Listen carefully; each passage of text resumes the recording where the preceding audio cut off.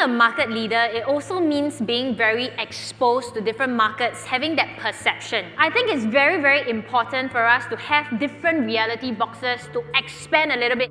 So let's talk about real estate first, right? Real estate, actually, it's a very simple business.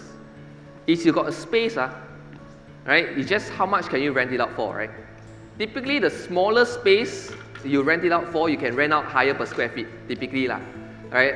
Or if you look at in terms of duration, the longer duration you rent it out, the lower rent you can collect, right? So you rent it out on one day, will typically be more expensive per day basis as compared to you rent it out one entire month to a single tenant. So that is why businesses like hotel chains and all that come to play, right? So usually the highest profitability, with also obviously the highest risk, all right, comes from very short-term rent.